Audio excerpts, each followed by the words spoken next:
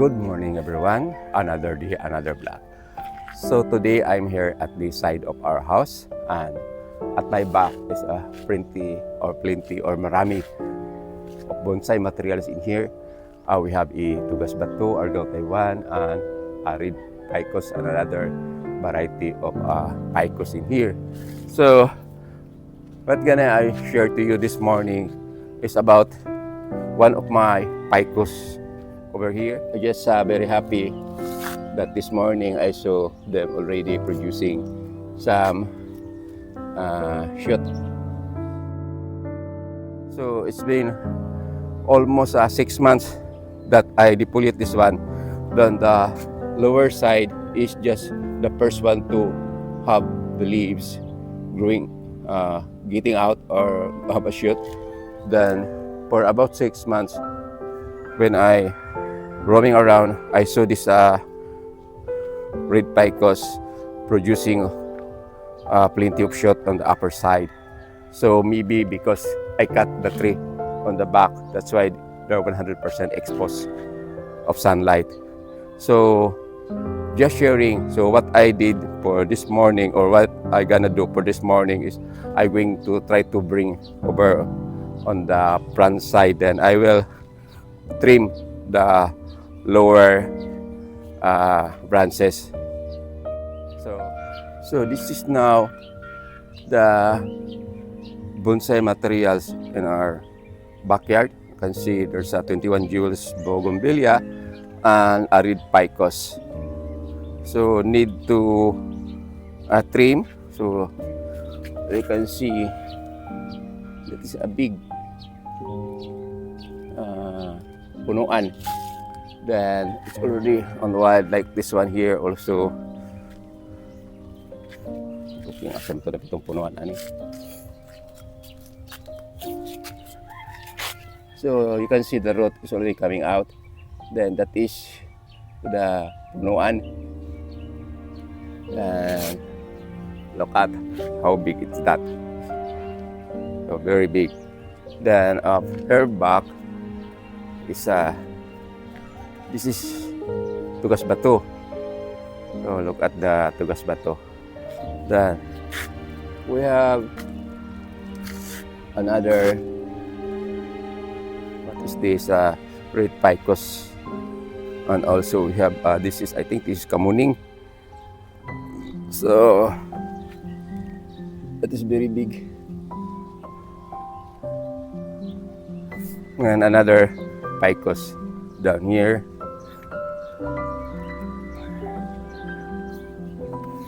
And look at the root of my red picos from that picos bonsai materials. It's very tall already. So when we proceed now to the subject. By the way, I forgot to share my argaw Taiwan here. Then I also have that is a bluebell. See the flower, bluebell, then the flower is violet. So when we proceed now to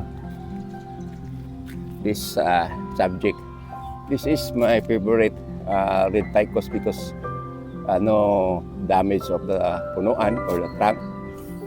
I thought that it is already died. So I tried to take that leaves off, or tanggalin ko yung mga dahon na yan. Then I just want to try if the root is not penetrating down. So let's proceed. I will pull out this one.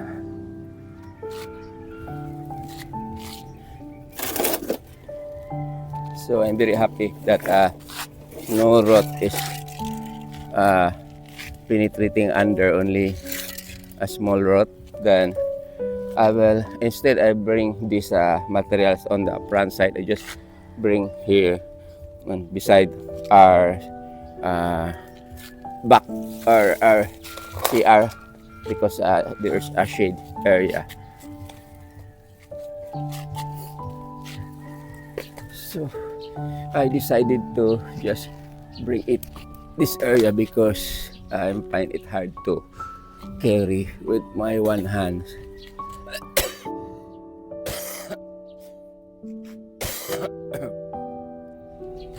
Excuse me.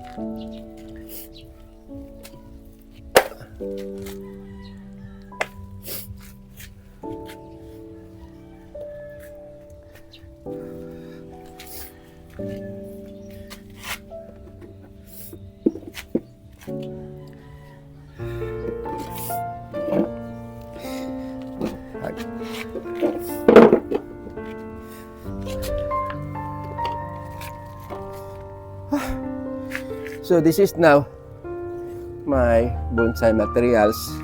This is my front. Then I like this material because you can see the starting is very nice. Then just got discouraged last month ago because it happened. Excuse me, I'm not feeling well for this day. So it happened when I defoliate this one because I wanna like to take a video or a photo when it becoming a red leaves coming out. But it so happened that the first area that got the leaves or shoot is this area. So I am thinking that the upper side is die because as you can see, it's no leaves before going out on this area. So what I did, I tried to cut some portion, then I noticed it's still alive. So I just leave them for how many months. Then I did not bother to care on it. So yesterday when I roaming around, I saw this one that producing a shoot. So that's why I decided to this morning. I supposed to wake up early, but I wake up late. I will get a video and share to you that this is sometimes the behavior of the red ficus bonsai materials. So there's plenty of trunk kit here because this is very old already. Then I try to wire on it that it happened that it will break, mabali siya. So this is also the problem of red ficus. So today I would like to take off these leaves. Then if they will show up another shoot, then I will again take all of this because I just want to take a video on this one when the leaves is red. So try starting defoliating on this side only, on this kanang old leaves.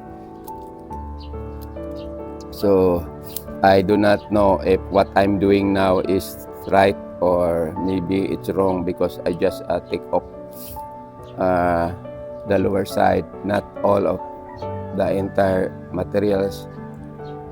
So if that wrong, no problem na lang kasi ganito talaga ang buhay. Kasi nakita ko parang nalungkot na ako dito. I'm feel it's sad, but today I'm happy because it's already producing leaves.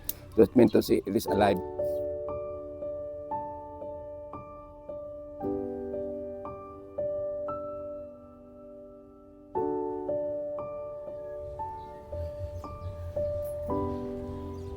So I'm done working on my bonsai materials, and sad that there's a trunk that is died. So that's one. So I also take off the wire because I think I didn't have time to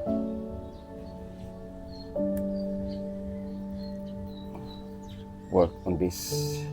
So I just leave this while after I done working this day. So I need to take off all the wires if necessary because if I will take off that, then it will penetrate the branches with possibility that these materials will die. As I notice, there are plenty of sangang dying or dying, namatay pa. nangabali. So this is now how it look, my bonsai materials.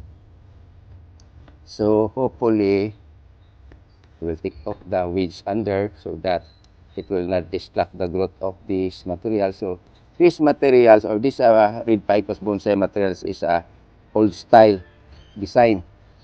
So this is the old style. So that is how it look. It look like a snake going up.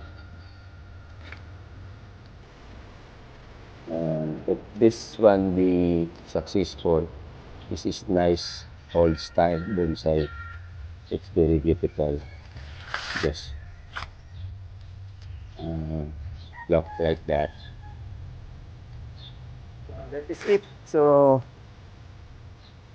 I'll do the 360 turn. So this is my front area. So it's really nice. I just thinking of cutting this one here so that it will tumaba, but it's sayang because it's already nice curve. So that is the front. You did that. So it's beautiful. So maybe if I have a time, I'm going to put this bunting na lang going down here, and also this area like that one. So for this morning, just sharing about my everyday routine in my bonsai garden and sharing this red ficus bonsai materials. So I have plenty of red ficus bonsai materials here, but I get discouraged on working on these materials. That's why sometimes if I have a time, I just take on it or work on it. But mostly I focus on the Tugas Bato and Argao, Taiwan. So just sharing for this morning. Thank you very much for watching. Hope you get an idea of what I do every morning or every day in my bonsai garden, or you have an idea that ficus bonsai material sometimes very hard to work on it. So that's it. Thank you very much for watching. God bless you all. Have a nice morning ahead of you. Bye-bye.